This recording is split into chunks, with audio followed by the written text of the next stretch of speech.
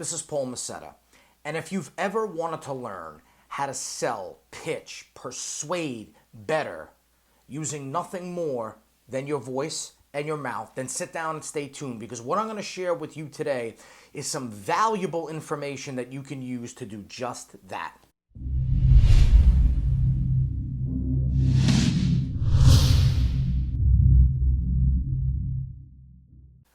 Before we get started, if you are interested in learning about influence, persuasion, psychology, NLP, and how to level up your communication skills, then go ahead and subscribe to the YouTube channel. Make sure you hit the notification bell or button or whatever it is so that you get updated when I release new videos like this. So what I'm going to do today, guys, is I'm going to upload Module 1 from my course, Persuasive Speakology. That course goes over a simple 5-step process that can take anyone from a beginner or a novice to an expert when it comes to persuasive speaking, provided that they have some sort of a foundation to start with, as I mentioned in one of my earlier videos. And it's funny how this system came about. It came about actually because of a disaster that almost occurred. Before I got into the business of teaching people communication skills, I was a professional copywriter. And a very well-known person in the personal development field, somebody whose name you would definitely know if I mentioned it, but I won't for privacy reasons, hired me to write a sales script for him. And he was going to use the script for two things. First, he was going to use it to sell the product via a video. And then the second thing he was going to do is he's going to use it to sell from the stage. But he was going to use it to sell from the stage first. So I wrote the video script. It took me about 2 weeks to do it. The guy paid me a lot of money to do it. I looked it over. I refined it. I changed it. I went back and forth. I crossed all my T's. I dotted all my I's. And I was certain that I had something very good. I sent it off to him. 2 weeks later, his agent or his manager calls me up and basically tells me that it was the worst sales script that they'd ever paid for, that I completely ripped them off, that he couldn't sell one copy of the product from the stage, that they wanted a full refund, and that they were going to do whatever it took to absolutely destroy my name and my reputation as a copywriter. I was stunned. I couldn't believe it. Here I was thinking I had written a masterpiece for this guy, and it turned out to be a total disaster. So I wanted to make this right. I told the client, listen, I want to make this work. I want to make this right. But before I change anything with the script, what I'd like to do is I'd like to see how he reads the script and delivers the presentation in the video, because they had already booked the video time, and I told them that I would reimburse them for that anyway. When I got to the studio and they hit the record button, I immediately noticed where the problems were, and there were a number of them. Problem number one, his body language didn't match his verbal language when he was speaking. Now, you might not think this is a big deal, but anytime there's a disconnect between what you're doing with your body and what you're saying with your mouth, the person or the audience that you're speaking to is going to pick up on that. It's either going to happen consciously, where they're going to say, what is wrong with this person? Or it's going to happen subconsciously, where they're just going to begin to tune you out because they don't view you as credible. Second, his tone was off. His pace was off. He didn't have the ability to shoot off the cuff and give examples. He didn't have very good articulation skills. And so what I realized after watching this guy for about 5 minutes was that I had given him all the ingredients, but I didn't give him the recipe. So I had given him all the nuts and bolts and everything that he needed to put the presentation together, but I didn't teach him how to actually deliver the presentation. And quite honestly, I didn't think that I had to. But clearly there was some more work to be done. So what I did was I went back to the drawing board and I analyzed the entire presentation from beginning to end. And what I came up with was a 5-step process that makes up Persuasive Speakology. And what it enabled us to do was take this presentation, which went from selling absolutely nothing to go on to sell hundreds of thousands, probably millions of dollars worth of product at this point. And the process is real simple. Step number 1 is you have to trigger emotion. I've talked about this in a lot of earlier videos. People think first with their hearts and then with their minds. If you don't first capture or trigger their emotion, they're not going to be interested in what you have to say from the beginning, and you're not going to be relevant to them. Second thing you have to do is captivate their minds. So once you've got their hearts, you then have to captivate their minds, because even though people think first with their hearts, they're then going to use their minds to make logical sense of whatever it is that you're saying to them. Part number 3, or step number 3, is you need to assess the landscape, which means you need to pay attention to everything that's going on within your audience so that you can adjust or pivot accordingly. Step number 4 is you have to merge with the audience or connect with the audience. Super important, because if you trigger their emotion, captivate their mind, and then make an assessment, but you fail to make a connection with them, the first 3 steps mean nothing. Then and only then can you move on to step number 5, which is to influence their thoughts and behaviors. So what I want to do is create a little video series that shows you how to trigger emotion. Reason being is because, in my opinion, it's the most important part of the process. If you don't know how to trigger emotion, you're not going to be able to do the other things.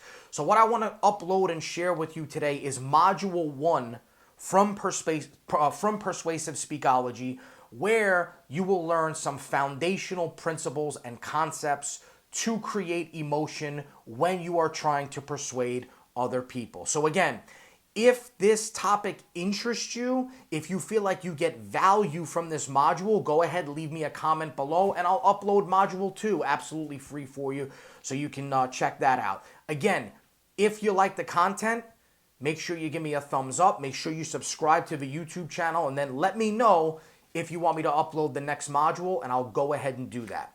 Let's jump in. The 5-part method consists of first triggering emotions, and we'll get into this in Module 1, but the main premise behind this is that humans are primarily emotional creatures. We would like to think that we're logical, that we scrutinize, and that we always make the best possible decisions based on intellectual review, but the truth of the matter is that we make most of our decisions based on emotion, and then we use logic later to justify those decisions. And even the most logical decisions, even the most seemingly logical decisions, are still backed by emotion. And so the logical decision to not jump in front of a moving truck is still an emotional decision because it's backed by the emotion of fear, the fear of death.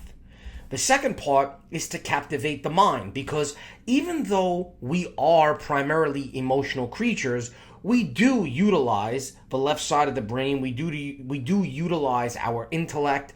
And so to be truly persuasive, you have to be able to appeal to both. You have to be able to trigger emotion in people, but you also have to be able to captivate the mind. And so what I want you to think about is, as I said, because we primarily use emotion first and then logic second, we want to be able to trigger that emotion, but then captivate the mind in such a way that after the person has an interaction with you, whether it's a one-on-one interaction or in a group of 1 million people, we want them to also have something that was intellectually appealing to them so that they can justify their decision to comply with you, to buy from you, to believe in what you're asking them to believe, to do what you're asking them to do, etc.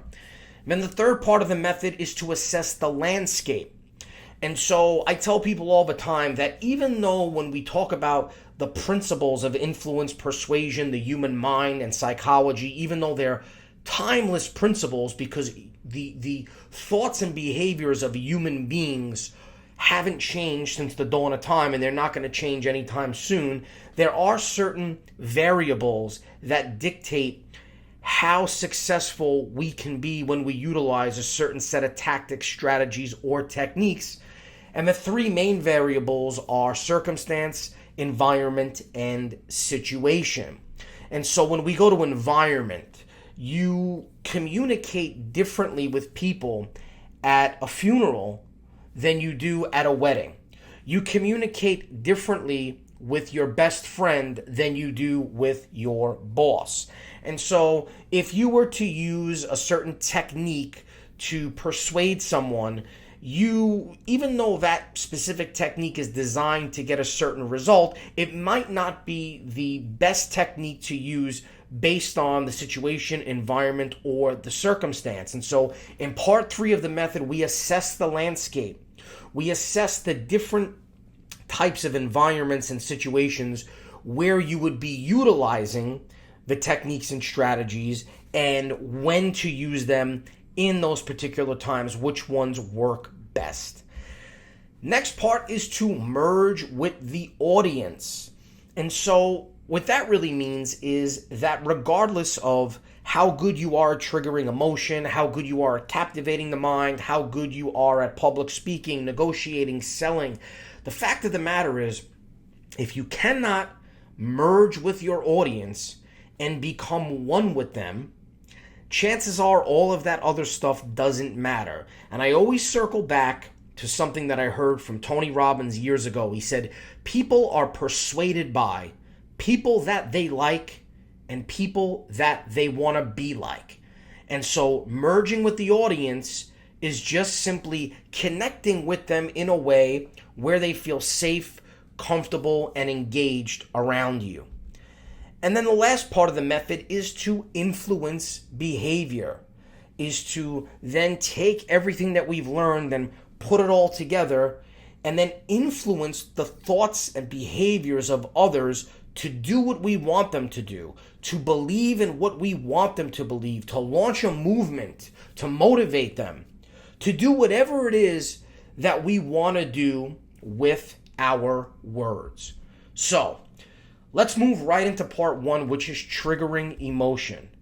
And so we start with the psychology behind effective speaking. So first I want to talk to you a little bit about what works and what doesn't work. Emotions move people. To persuade others and to influence them to take action or transform, you as a speaker must appeal to their emotions. Now, even if you have data to support your cause, the data will be meaningless to people unless you can wrap it up in words that will stir their emotions and engage their spirits.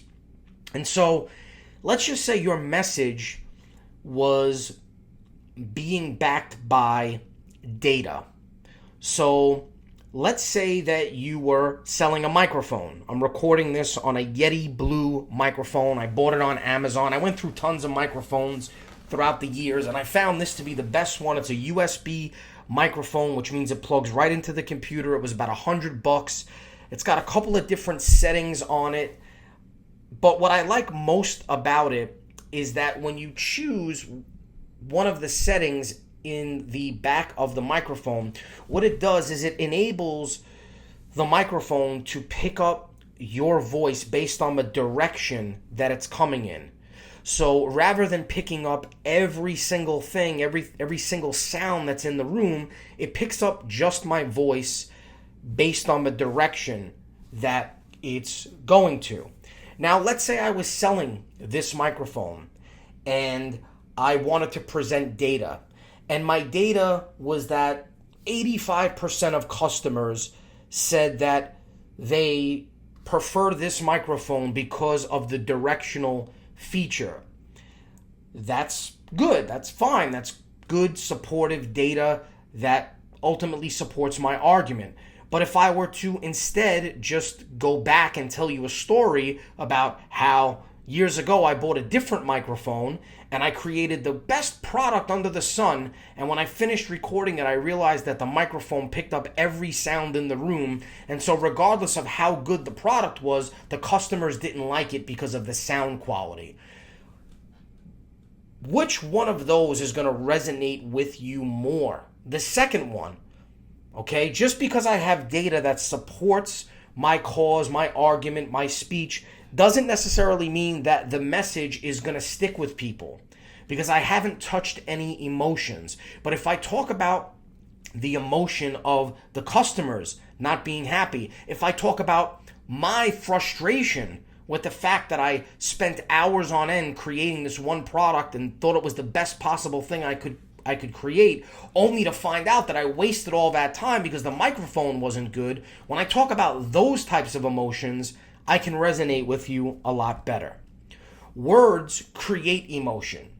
So we need emotion, right? We need to trigger emotion, and words create emotion, right? If I tell you that I think you are unintelligent, not good looking, and a poor excuse for a human being, how's that going to make you feel? What kind of emotions is that going to stir up in you? I don't think any of that, by the way. Conversely, if I were to tell you that I think that you're extremely intelligent, that I think you're good looking, that I think you're well read, how does that make you feel? See, words have the ability to create emotions in people. Churchill was one of the world's greatest speakers. Now, he actually had a stutter, but he used it to his advantage by pausing and letting it out before a key word or vital phrase to provoke an emotional response. He would use unusual words that were clear within the context of a sentence and grab his audience's attentions and emotions. And so he used this stammer pause to take a familiar phrase and lend it grandeur. So here he does it with a Shakespearean reference where he says, "Let us, therefore, brace ourselves to our duties and so bear ourselves to our duties that if the British Empire and its commonwealths last for 1,000 years, they will say, this was our finest hour." And so just by changing the way that he's speaking, right? The words are important too, but just by changing the way that he's speaking, he's evoking that emotion of pride and seriousness and faithfulness to his country. Emotional impact equals power. Those who have mastered using emotional triggers in their speeches use historical anecdotes, biblical and poetry quotes, or lyrics from emotional and inspirational song lyrics. An inspiring example from Martin Luther King was "When we let freedom ring, when we let it ring from every village and every hamlet, from every state and every city, we will be able to speed up that day when all of God's children, black men and white men, Jews and Gentiles, Protestants and Catholics, will be able to join hands and sing in the words of the old Negro spiritual, free at last, free at last. Thank God Almighty, we are free at last." Notice also the repetition that Churchill and King put into these remarks. Repeating something in a slightly different way helps your listeners to assimilate your intent. Now, human beings make judgments about other human beings quickly, and these judgments are not necessarily logical. They are based primarily on emotions. I mean, think about that. If you make a snap subconscious judgment about somebody within the first 7 seconds of meeting them, which that's what the statistics tell us, it can't possibly be logical because you haven't had enough time to know that person to make and formulate a logical opinion about them. So it can only be based on emotions. We follow leaders. As a presenter, you're automatically thought of as an authority on a subject. The audience expects you to lead, but you will quickly lose favor if you don't own that spirit of leadership from the start. And I talk a lot about the Milgram controversial experiments, which show that it's very difficult for most people to resist authority. You can use these findings to your own advantage. And so basically what the Milgram experiments told us was a bunch of people were presented with the presence of an authority. And the authority told the people that were participating in the test or in the experiment to administer electrical shocks to people. And of course, the electrical shock mechanism wasn't really turned on. It was fake. It was staged. But really, the premise of the experiment was to see if these people would administer shocks that they knew would ultimately be lethal or could potentially be lethal simply because the authority told them to, and what we found was that they absolutely would. And so what this tells us is that authority is extremely important. You know, when you go to the doctor and you don't feel so good, what happens? You go to the doctor, you make an appointment for 3 o'clock, they don't see you until 3:30, and then you wait in the waiting room, in the exam room for another half an hour. So the doctor comes in an hour later, he examines you, he tells you got a sore throat, he writes you a script, he sends you on your way. What do? You go, you leave, you fill your script, you take your medicine. You don't get mad at the doctor for making you wait an hour. You don't question if he or she knows what they're talking about. You just accept what they tell you, right? Unless it's a life-threatening disease that requires a second opinion, you are just going to listen to the doctor. And that is because human beings are hardwired to listen to and obey authorities. And so it's your job to start to adopt and adapt who you are and take on the role of a leader. We read people quickly. We read people within a split second, and we pay attention to body movement as well as vocal tone. The past 15 years of psychological research clearly indicates that people made an unconscious judgment within 1 second, as Malcolm Gladwell explains in his book, Blink, The Power of Thinking Without Thinking. The way that you stand with confidence and the way that you modulate your speech, as well as the warmth of your tone, all make a difference to whether people will let you have access to their emotions. And I want you to think about this because, as I said when we first started, really what this program is designed to do is to make you a professional. It's to transform you into a shy, nervous, novice person who can never seem to gather their thoughts, or maybe that's not your issue. Maybe you can gather your thoughts, but you have a problem getting them out. Or maybe you're just not simply paying attention to all of these different facts that you're now learning. Well, think about the advantage that you're going to have over the average and poor communicators of the world who don't pay attention to any of this stuff. As I tell people all the time, there are 3 different types of communicators: poor, average, and master. Poor communicators only think about themselves, only see the world through their eyes, get quickly offended, expect everyone to think the way they do, are not cognizant at all of other people's feelings or how they should be communicating with other people. Average communicators do a little better. They can build rapport in environments that are easy to build rapport in. They are able to see the world through the eyes of other people. They are somewhat vigilant in how they communicate with other people. And then we have master communicators. Master communicators can create rapport with anyone in any type of environment. They can reduce and reverse resistance. They can win arguments. They can win negotiations. They can close. They can sell. And that's because those people are very well aware of all of these different things that I'm sharing with you now. They are professional speakers and professional persuasion masters, for lack of a better term. We sync with others. We simulate the emotions of others as we listen to them. We also sync the patterns of our brains when listening to another person speak. 2 emotions that are highly contagious are nervousness and enthusiasm. So if you're nervous, your listener is going to quickly pick up on this. But if your talk is filled with vitality and enthusiasm, your audience will feel the inspiration. So I want you to think about that for a second.